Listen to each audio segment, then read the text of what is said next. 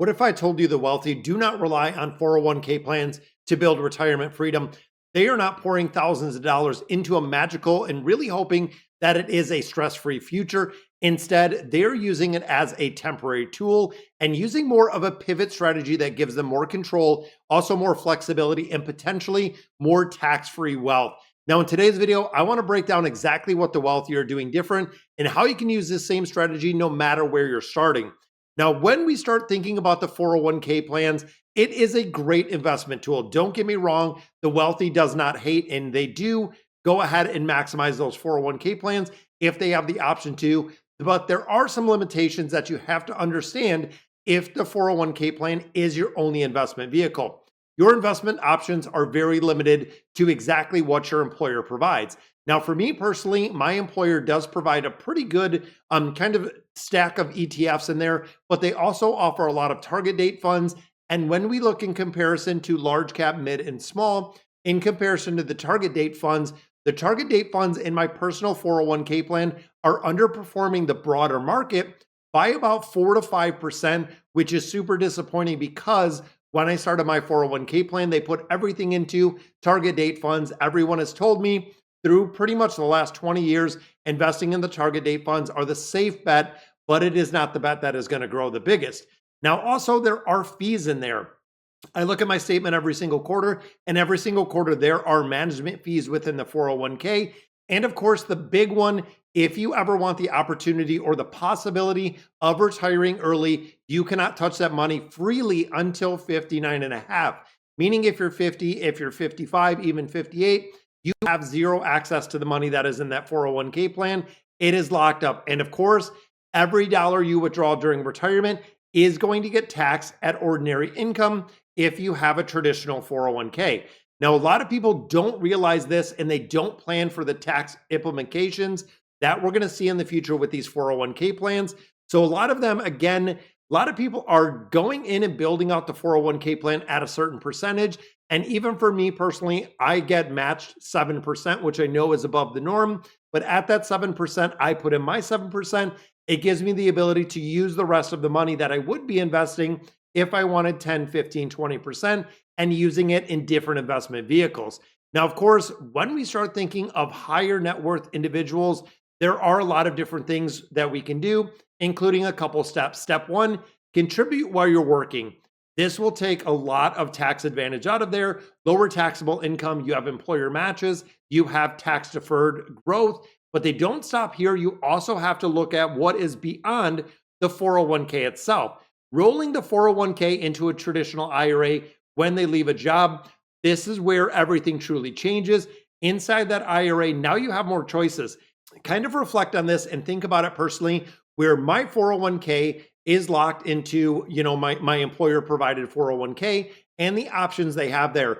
If I move that 401k to something like Robinhood, Fidelity, wherever we move it, you all of a sudden open up the door to a lot of other options when it comes to investment strategy, gives you more control, often lower fees overall, and really no employer restricted menu with what you can invest in. This alone can really transform exactly how your wealth can perform in the next coming 5, 10, 15, even 20 years.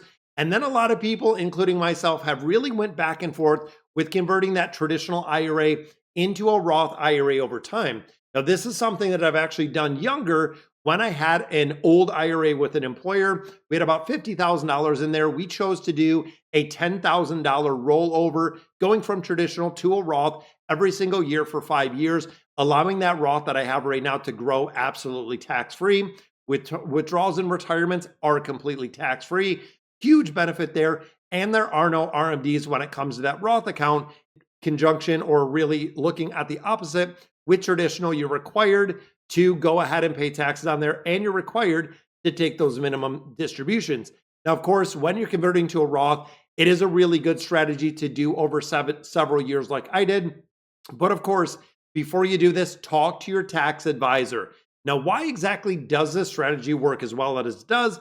Again, it gives you control over your investments and it gives you flexibility in retirement, which is exactly what I'm looking for, and potentially having a completely 100% tax-free money later in life if you're converting that 401k or that IRA into a Roth variation over your next 5, 10, 15 years. And of course, it can also give you a lot of diversification beyond the employer funds that we see. Not locked in by that corporate plan, not worried about your future tax rate, and of course, not letting a single account dictate the future. This is where, of course, we talk about building multiple streams of income. This is where you're not reliant on your 9 to 5. I'm not reliant on the YouTube income. I'm getting some dividend income. When you start looking at the ability to create 2, 3, 4, even 5 income streams, it really kind of blurs the lines between having that regular 9 to 5. And if something should happen with that, of course, you're going to have a few other things that you can kind of supplement or really move those levers or turn that needle up on the ability to, again, using YouTube as an example, make more content, make more AdSense revenue, even looking at promotions and things of that nature, you can really turn it on. Now, of course, guys, before we get into the next one, do yourself a favor, subscribe to the channel, like the video so we get it out there, and really expanding the reach on the channel really does make a big difference. So how exactly can you use this strategy? You don't need millions of dollars to do this. Here's what you can do today, guys. I always love leaving you with actionable steps. Keep contributing to that 401k while you're working, especially if there's a match. If you are not getting the match, you are leaving free money on the table.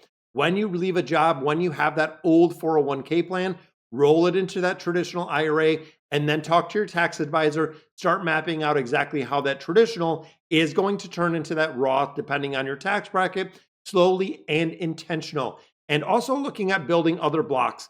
Don't just put everything into one bucket with the 401k. Look at brokerage accounts, look at real estate, look at side hustles. You don't want to rely in really putting all of your nest eggs into that one single basket of the 401k.